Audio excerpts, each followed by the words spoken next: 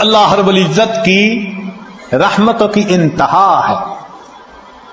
فرمایا کہ منزل تک پہنچنا تو تمہارے بس میں نہیں ہے نا، یہ تو مقدر کا معاملہ. ہم تو یہ دیکھیں گے قدم کون اٹھاتا ہے، چلتا کون ہے. تو نماز صحیح اہتمام کے ساتھ پڑھنے کی کوشش کریں، برکتوں کے دروازوں کو کھلتا دیکھیں.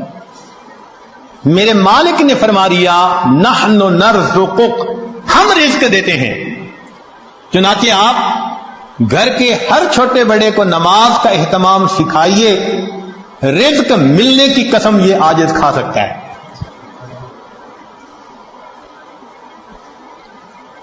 ماسٹر کی ہے رزق کی.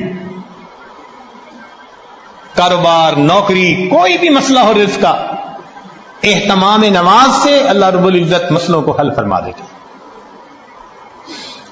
دوسرا عمل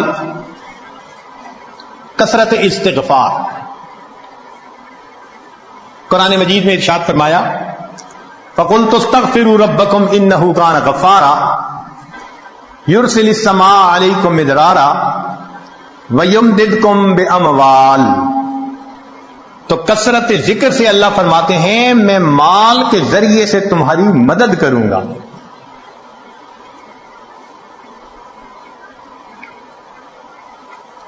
ایک اور حدیث پاک میں ہے من اکثر من الاستغفار جعل اللہ له من كل هم فرجا ومن كل ضيق مخرجا ورزقه من حيث لا يحتسب.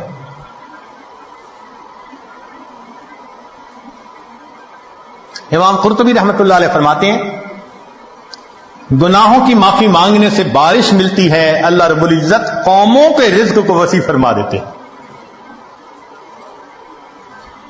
تیسرا عمل انفاق فی سبیل اللہ، اللہ کے راستے میں نیک کاموں میں خرچ کرنا. چنانچہ اللہ رب العزت ارشاد فرماتے ہیں وما انفقتم من شیء فهو یخلفہ. تم اللہ کی راہ میں جو خرچ کرو گے اس کا بدلہ مل کر رہے گا، ریٹرن مل کر رہتا ہے. یہ نہیں ہو سکتا کہ اللہ کے راستے میں خرچ کرو اور ملے نہ اس کے بدلے. یہ جو انفاق ہے یہ لفظ بنا نفق سے. نفق کہتے ہیں سرنگ کو، اور سرنگ میں انسان ایک طرف سے داخل ہو کر نکلتا ہے پھر دوسرا داخل ہو سکتا ہے. تو فرمایا کہ تمہارے پاس جو پہلا رزق ہے اس کو نکالو گے تو دوسرا آئے گا نا. وَمَا تُنْفِقُوا مِنْ خَيْرٍ يُوَفَّ إِلَيْكُمْ. فرمایا انفق ينفق علیک، تم خرچ کرو اللہ تم پر خرچ کرے گا. عبداللہ ابن عمر اللہ عنہ فرمایا کرتے تھے ان للہ اقواما اختصهم بالنعم لمنافع العباد.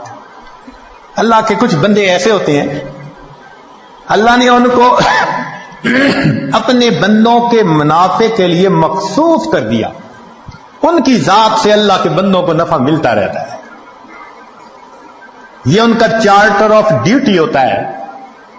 جو ان کو ملتا ہے وہ ان کے اپنی ضرورت کے لیے صرف نہیں ہوتا، وہ دوسروں تک پہنچانے کے لیے ہوتا ہے.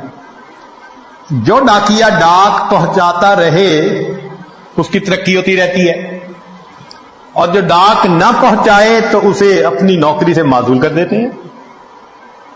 چنانچہ کتنے لوگوں کو آپ نے دیکھا ہوگا کہ بڑا اچھا کام چلا، کاروبار چلا، پھر یکدم ٹھپ. وجہ کیا بنی کہ جو ملا تھا وہ سارا ان کا نہیں تھا،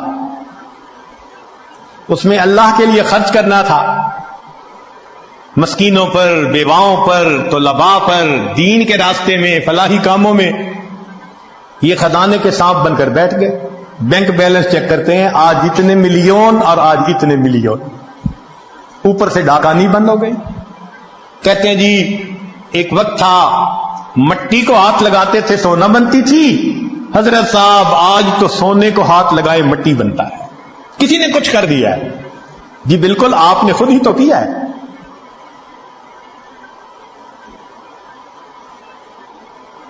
آپ کی تو بہترین نوکری لگی تھی، کہ اللہ کے بندوں کو ان کا حصہ پہنچاؤ.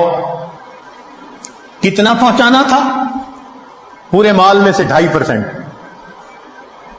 زکات پورے مال میں سے 2.5%. سبحان اللہ.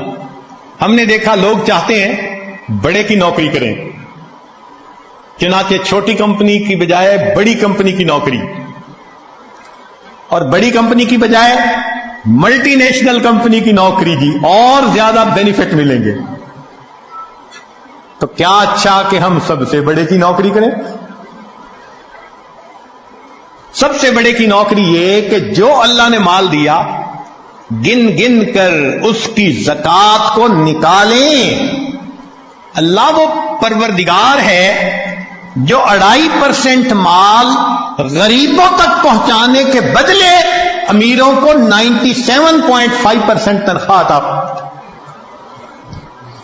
اتنا بڑا کوئی پے کرنے والا مالک دیکھا جو 97.5% تنخواہ پے کرے. یہ تمہاری تنخواہ ہے اور ڈیوٹی اتنی ہے کہ 2.5% تم میرے جو محتاج بندے ہیں، ضرورت مندے ہیں، یہ تنخواہ ان تک پہنچائے. اب جو 2.5% کو بھی لے کے بیٹھ جائے تو پھر اس کی بجائے اللہ تعالیٰ رزق کسی اور کے ذریعے سے پہنچا دیں گے.